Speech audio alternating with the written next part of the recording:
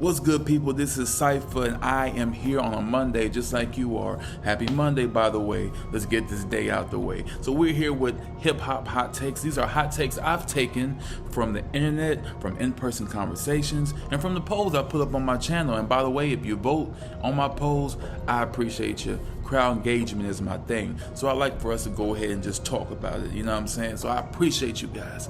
If you don't know me, I'm Cypher. Please subscribe to the channel, hit the like button, and blah blah blah, etc etc.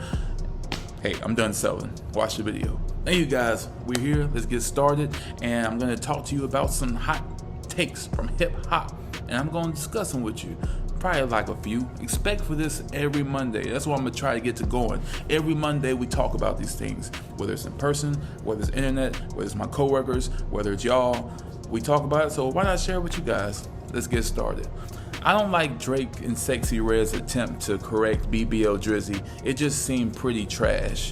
I mean, honestly, I thought the same thing. I got the notification early one morning and I went ahead and checked it out. I regretted every bit of it. I knew what they were going for. I just didn't care for it. I know what he was trying to do. He was trying to dead the conversation, but it didn't work. The song was trash and people still say BBL Drizzy. So, hey, I know what he was trying to do. I get it. Hey, you know what I'm saying? They come at you, use what they use against you as fuel for a fire, but that wasn't what you should have did. It didn't work. You My Everything by Sexyy Red with Drake? Nope, it sounded forced, it sounded whack, and I couldn't get into it myself. So yeah, I agree. EMINEM'S new song Houdini was actually good. I appreciate the nostalgia. I mean, I'm gonna be real with you. I clicked on it. I didn't watch the whole thing, but seeing him like in a Robin mask and outfit as the thumbnail was enough to make me 50% already uninterested. The other 50% was interested enough because it's Eminem, and I think this may be his last hurrah. So I don't know, but I checked out some of it. I got the nostalgic vibes. I get it. I get what he was trying to do, but I just couldn't get into it. I really did. I really did try, and I really did not get into it. It just sounded so cringe and so corny and so forced that it wants you to look at it like a nostalgic act, but it's not. It's just plain bad. It's like somebody that's been doing something for so long decides to come back and reinvent himself by doing the same thing he did back then, and it's just not working. At least in my opinion.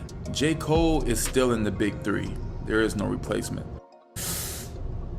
Unfortunately, I have to agree, even though it was my intention to get you all to disagree with my poll about saying that DaBaby is the new third person in this big three of hip hop, but I'm reaching for straws here. DaBaby is nowhere near the same level as J. Cole, whether in star power or lyric ability, songwriting ability. He's not there. But I feel like with enough attention and enough power, he'll be there sooner or later. He just has to stay focused on being a better storyteller and having his lyrics be more impactful and mean more. Because if he really makes serious content, DaBaby could be there. He can definitely rap. We know that.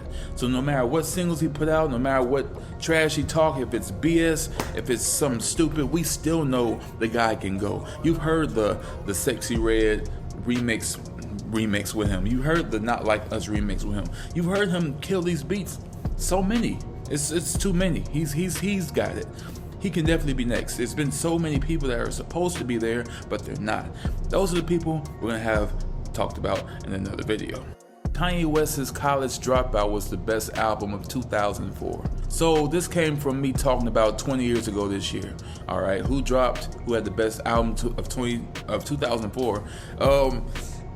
This is really debatable because that could have been there could have been so many options here. We had Fabulous, we had Jadakiss, we had so many artists coming out that year with bangers and hits and albums that we really could have went any other direction. But a lot of people feel like Kanye's College Dropout was the one. A lot of people feel like Lil Wayne's The Carter was the one. And a lot of people underground feel like T.I.'s Urban Legend was the one. So amidst all those three, I have to say,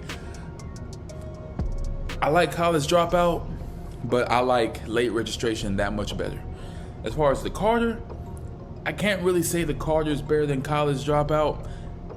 I can't speak on Urban Legend by T.I. because I haven't heard it. I've heard a lot of T.I. albums. That one in particular, I can honestly admit, I'm sorry to say, and I apologize ahead of time, I have not heard from different people that it's a slept-on underground legend. just like it is. That's the name of it, Urban Legend. So it's one of those albums that I gotta go back and listen to, and then I'll make my call out. But I'm still assuming, based on everything else, that Kanye probably still got the best album that year. But I don't know.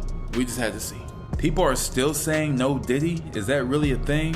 Unfortunately, yes. Unfortunately, no-Diddy is a thing. It's replaced no homo, and it's a thing that's been talked about. It's BBL Drizzy ain't that level, but it's getting there. It's getting commonplace. I don't like the idea that it is, and for jokes and giggles, sure, I'll see no-Diddy every once in a while, but I don't like for it to be a thing. But apparently it's a thing now. People are saying it pretty much all the time. So yeah, it's one of those things. Hopefully it'll die out once we get this whole Diddy thing situated. But as far as right now, yeah, it's no Diddy, no dice. We should have more rap battles between industry rappers, not just underground battle rappers, but actual industry rappers. I think so too. I've been pushing this for a while, and honestly, I would like to see a lot of matchups. I wouldn't mind seeing, I don't know, Kevin Gates versus Boosie. You know what I'm saying? Boosie Badass. You know what I'm saying? They have two core fan bases. Probably a lot of them are similar with each other. They have a long catalog of songs that people are loyal to. I can see it happening. Why not? It's just the problem is that everybody got too much pride. There's gonna be too much pride on the line that they ain't gonna want to do that and lose. You saw what happened with Gucci and Jeezy when they did verses.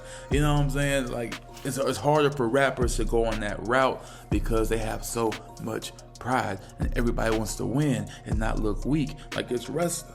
It's the same thing. Like it's wrestling.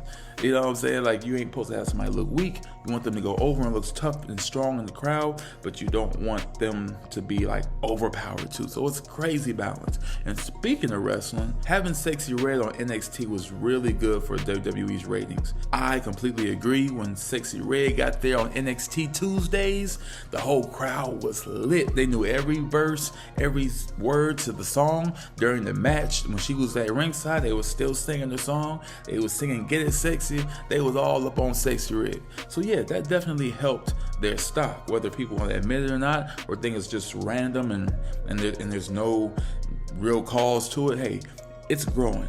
We got Sexyy Red on there. We got black champions on NXT. It's a real thing. It's happening. It's a change of culture. Why not get people that aren't usual fans and get them to be fans by seeing, hey, they actually interact with our culture. Let's start watching wrestling now. It happens to all of us. It happened to me. It happens to a lot of people, especially people that look like us. People like us don't typically, like the majority don't really watch it. But when you get good crowd engagement, it works. Now we've seen Sexyy Red on there. We want to see who's next. That's Lil Wayne performed at WrestleMania. He came out with Jey Uso. It's Meek Mill performs. Like it's so many different areas we're tapping into now where everybody's getting culturally integrated, and it's a beautiful thing. So let's keep it going. And that was my hot takes for today. Thank you guys for watching. I hope this made your Monday just a little bit better, just by regular hip-hop discussions. I try to keep these things at about 10 minutes, and make sure you hit the like button and subscribe to the channel to see more great videos like this from your boy. Thank you so much. I appreciate you, and make sure I have a great Monday. And guys, let's just get through the week. We got 4 more days. I'm at you. Bye-bye.